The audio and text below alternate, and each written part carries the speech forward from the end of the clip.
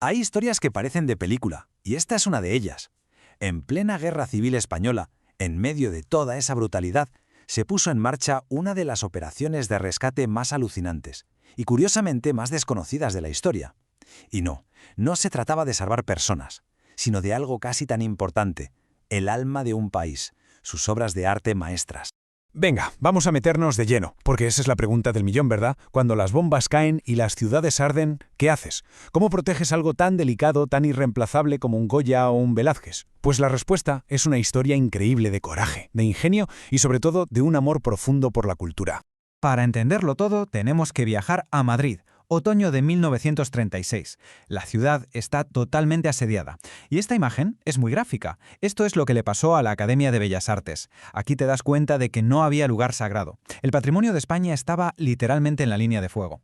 Es que el peligro no era una posibilidad lejana, no. Era una guerra total que no hacía distinciones entre un cuartel y un museo. Y claro, el Museo del Prado, con esa colección que es única en el mundo, estaba en el punto de mira. Un peligro mortal, vaya. Y entonces pasó lo que nadie quería ni imaginar. El 16 de noviembre de 1936, varias bombas cayeron directamente sobre el edificio del Prado. Por suerte, ya se habían tomado algunas medidas y los daños dentro no fueron muy graves, pero el susto fue tremendo. El mensaje estaba clarísimo, ni siquiera el Prado estaba a salvo. Ante una amenaza así, de repente, da un paso al frente un grupo de gente que nadie esperaba. No eran soldados, para nada. Eran personas normales y corrientes que se unieron por un motivo extraordinario. Pues aquí los tenemos. Esta es la Junta del Tesoro Artístico. Se creó el 23 de julio de 1936, o sea, solo 5 días después de que estallara la guerra. Lo más alucinante es que aquí había de todo. 151 funcionarios, arquitectos, estudiantes, voluntarios, gente de ideologías distintas, de profesiones diferentes, pero todos a una para salvar el arte. Y su misión, como se ve aquí, era una auténtica locura. No se trataba solo de proteger los museos, que va. Se recorrían la ciudad, metiéndose en iglesias, en palacios, rescatando obras de donde fuera.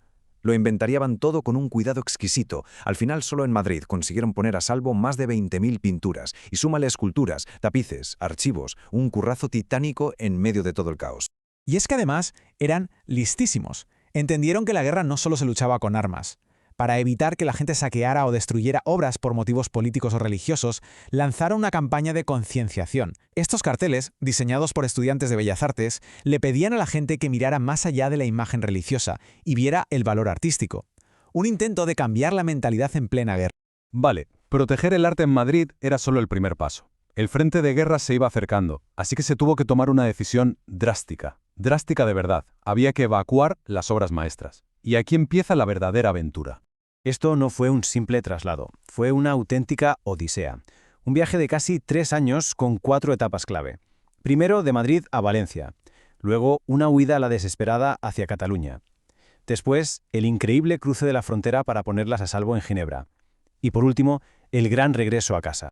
Y el mimo con el que se hizo todo es alucinante.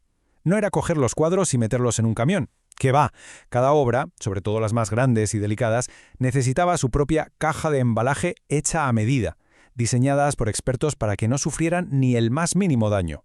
El viaje en sí era una pesadilla. Los convoyes se movían casi siempre de noche, para que no los vieran los bombarderos, por carreteras destrozadas, en un país en guerra y llevando la carga más valiosa que uno se pueda imaginar. Para que nos hagamos una idea del nivel de cuidado, fijaos en este dato. Se puso un límite de velocidad de 30 km por hora, estrictísimo. ¿Y por qué tan lento? Pues para reducir al mínimo las vibraciones que podían dañar los lienzos. Cada bache era un posible desastre. Al llegar a Valencia, la Junta volvió a demostrar un ingenio brutal. ¿Qué hicieron? Cogieron las torres de Serranos, que son unas puertas de la muralla del siglo XIV, y las convirtieron en un búnker para el arte. Construyeron una bóveda de hormigón armado dentro, con control de temperatura y humedad. Crearon, uno de los depósitos de arte más seguros del mundo en aquel momento. Pero claro, en una guerra, la seguridad nunca es para siempre. La guerra siguió avanzando y hubo que volver a mover las obras, esta vez de Valencia a Cataluña. Y esta evacuación se tuvo que hacer con tantas prisas que, a pesar de todo el cuidado, varios cuadros se dañaron, entre ellos un icono como La carga de los mamelucos de Goya, un recordatorio de que el peligro siempre estaba ahí. Y llegamos a principios de 1939. La guerra está dando sus últimos coletazos, el bando republicano está perdiendo terreno y ahí es cuando se toma la decisión más valiente y arriesgada de todas: sacar el tesoro artístico fuera de España. Aquí la clave de todo fue el llamado Acuerdo de Figueras, un momento diplomático fundamental. Un comité internacional de directores de museos logró convencer al gobierno republicano para entregar las obras a la Sociedad de Naciones, que era como la ONU de la época, para que las custodiaran en Ginebra. Eso sí, con una condición: que volvieran a España cuando la guerra terminara. Fue una carrera contrarreloj. Entre el 4 y el 9 de febrero, 71 camiones cruzaron los Pirineos en unas condiciones terribles hasta la frontera con Francia. Y de ahí, en un tren especial, directos a Ginebra. Esta foto es el momento del alivio, la llegada del tesoro español a la seguridad de la Suiza neutral. Misión cumplida. Pero la historia no acaba ahí. Antes de volver a casa ocurrió algo maravilloso. Se organizó en Ginebra una exposición con una selección de las obras rescatadas. En el verano del 39, justo cuando Europa se asomaba al abismo de la Segunda Guerra Mundial, el mundo pudo ver estas obras no solo como arte, sino como un símbolo de supervivencia. Y con esto llegamos al final de la Odisea. Bueno, casi al final, porque faltaba el regreso a casa y sobre todo el increíble legado que dejó toda esta operación.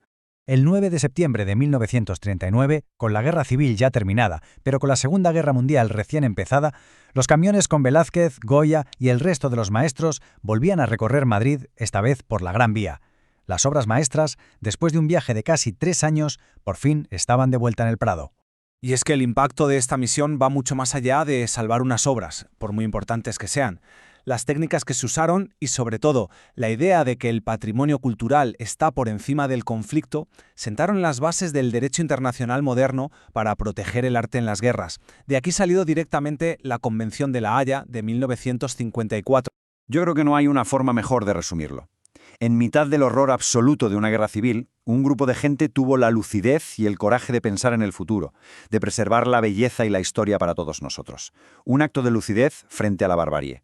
Y claro, esta historia, aunque pasó hace más de 80 años, nos hace pensar, ¿no? Nos lanza una pregunta que sigue totalmente vigente. Hoy en día, cuando vemos que el patrimonio cultural sigue siendo atacado por guerras, por fanatismo o simplemente por indiferencia, ¿quién va a dar ese paso al frente?